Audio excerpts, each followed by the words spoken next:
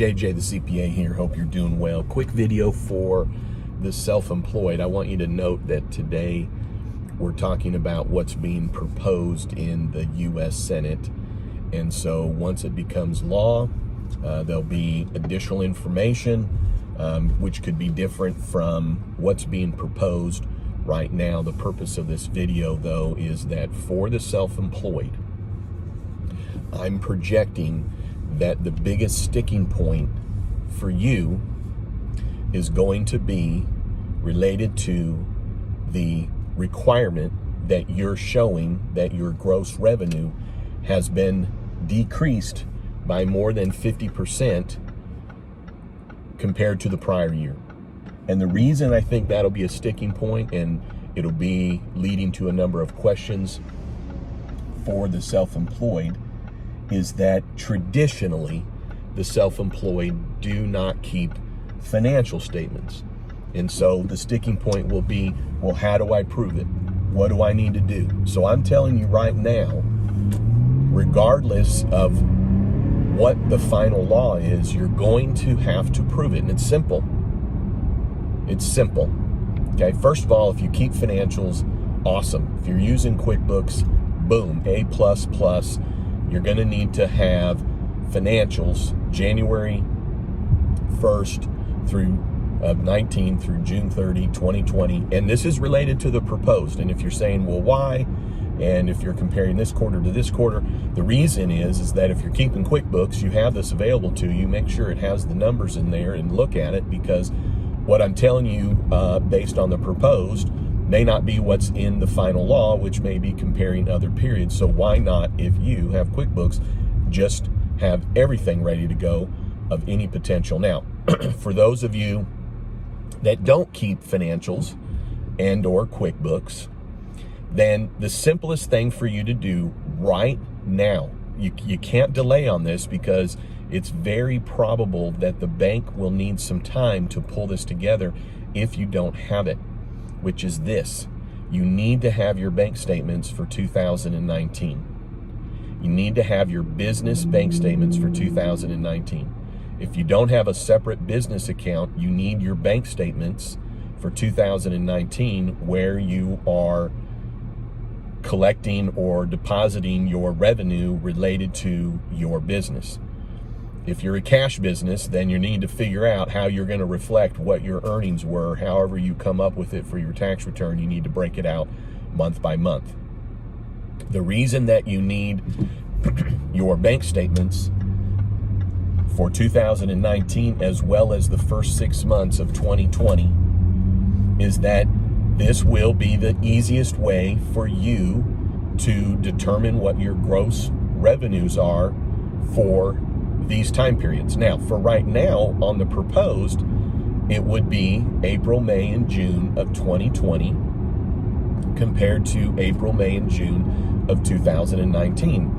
But what I'm telling you is that if you have all those statements, great. But if you're making a request to the bank, get everything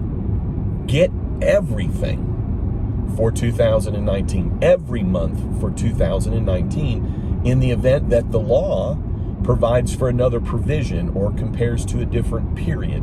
You don't want to just pull what you think you need based on the proposed. You might as well now pull everything that you possibly could need. Now, if you have the bank statements, great, but make sure you do. If you have them in PDF, put them in a folder. You're going to need 18 months of bank statements to be in the best position to determine if you qualify and then to qualify. I would project that the bank may require income statements to show that, but I would project that they would also accept bank statements if you're able to identify and indicate what your gross revenues were for that period of time. Now, there is the possibility that for the self-employed, because this is all proposed, that it would be a monthly average on 2019, or it could be one of the ways that you could qualify, which is more to say you need to, if you don't already have done, get your Schedule C for 2019 ready, that all-important line 31, your net income. I don't know what you need But here's what I do know is that for the self-employed, the questions that I got throughout PPP 1.0 and the emails and all the comments was very much around how do I determine line 31, or how do I come up with the numbers that would determine my income and my expenses for Schedule C. So this would be based on the gross revenue. So once you get your bank statements, don't just stop there. Identify the income in those months. Make sure that there's not deposits in your bank account that are transfers from another bank account, because that's not income. Income is what you earned and collected and deposited from your customer for selling your product or your services. Okay? Deposits into itself is not income. Period.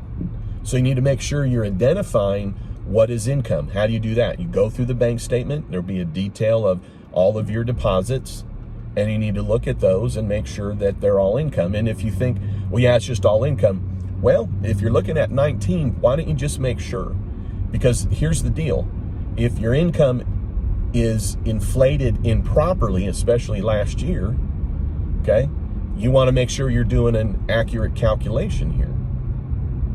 So once you then have looked at all your deposits for the month, then you should, if you don't have QuickBooks or you're keeping QuickBooks, then either on a sheet of paper or in Excel, you need to say, okay, for this month, here was my income, my gross income, my gross collections. That was income, not deposits, income. And if I'm you, okay, and you need this additional funding for the self-employed, I would go through the exercise and not roll your eyes or feel put out that you're doing this for each month. If you want to wait, I guess you can wait, at least get the bank statements. But if I'm you, I would go through the exercise of looking at January, February, March, April, May, all the way through December 2019, as well as the first 6 months of 2020, and total up for the month your gross revenue, your collections. Okay, so then you would have in a spreadsheet of some kind, you know, for January 2019, here was my gross income. For February 2019, here was my gross income. And yeah, maybe you don't ultimately need it, but why not have it? It seems as though right now what you'll be comparing is second quarter 2020 to second quarter 2019, but based on other grants that have been out there at state level, while that's been the case of comparing quarter to quarter, there have been provisions that if for some reason your numbers don't allow you to qualify, that they would potentially allow, and I'm saying this is all proposed, you to compare to a different time period. Okay, it may be that if your quarter compared to the prior quarter doesn't match up to qualify, it may be that it can qualify to a different period in 2019 or even in early 2020. So you need to be ready for this by having this information. All of your bank statements, and if I'm you as a self-employed, you should just have them anyways, even if you're keeping QuickBooks. Have all bank statements ready to go for that time period. Identify your gross income each month. Summarize your gross income for each month and have it ready to go, and have your tax return, or at least Schedule C for 2019, done. Have these things ready so that when this becomes law, when it becomes available, you're not then scrambling for this information. So again, this is all based on the proposed, and this is a way for you to prepare to be able to get potentially PPP 2.0, because it's more. It's not just if you didn't get it, now you can. This is more. All right. Hey, thanks for tuning in. I'd love it if you'd subscribe. Turn on your notifications, because there's going to be much more to come. It's going to come quick. I'll have more videos. And thanks for tuning in. And then don't you ever forget, you've never met a CPA quite like me. All right. Hey, have a great day.